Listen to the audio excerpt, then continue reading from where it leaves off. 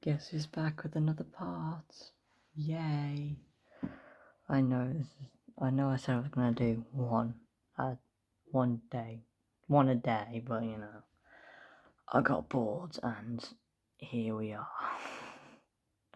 So yeah, this is The Sound of Nightmares, Chapter 1, Part 3, The Workers in the Walls. Grab your snacks. Remember, best experienced at night. And drift off into my story. A figure stepped through it. This huge man wore a long coat and fishing hat. His face kind of dripped as he watched me. Then he was gone. Well, he wasn't. I can't remember. It's the only thing I can't remember. Could it have been someone you know? Your father, perhaps? Not this man. He doesn't belong to our world. I don't quite follow. That's just the feeling he gave. You keep mentioning this feeling. Can you try to explain? You can't understand. Not unless you were there. You just can't. It's alright, Noon. We don't have to talk about him. Relax. Breathe. She breathed in and out. In and out. In and out. Turning from the hole, I spotted an exit on the far wall.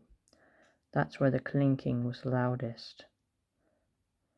I sulked towards it when a shadow ran out from the corner. That of a child. I shouted, "Hey, where are we?" But, quiet as a mouse, he climbed through the pulsing exit and I carelessly followed. The room over was bigger and the child was gone. All over the walls and floors were more pulsing passages, like living ant tunnels. All kinds of springs laid about, and little oil cans and strange tools. Suddenly, footsteps, approaching, matching the rhythm of the clinking. Knowing I didn't belong, I hid behind a wooden box.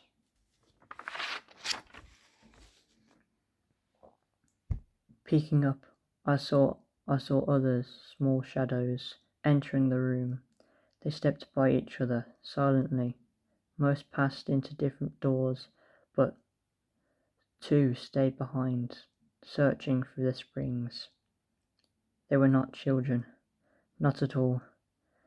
Even in dim light there remained shadows, things not quite there, as if forgotten, not wanting to be seen. They held nasty tools, and the empty faces showed they weren't very bright. Both stood, looked down the passageway, and jumped. With nowhere to go, I did the same. Climbing to the platform below, I finally saw what was making all that noise. Golden spinning wheels, fat ones, small ones, skinny ones, and they went down so deep I couldn't see the end. I didn't know what they were until that faraway feeling came back and told me. They were gears with teeth which locked perfectly into one another, clicking on and on in a song that never stopped. There were hundreds and hundreds of the dull little shadows working to keep the mechanisms going. I felt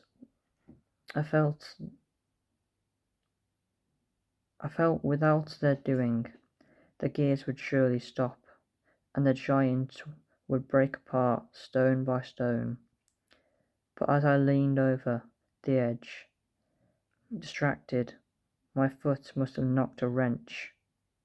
All the shadows stared up, and a few began climbing my way. They moved separately, but as one. I panicked and tucked in between a set of levers. That is the end of Chapter 1, Part 3 of The Sounds of Nightmares, The Workers and the Walls.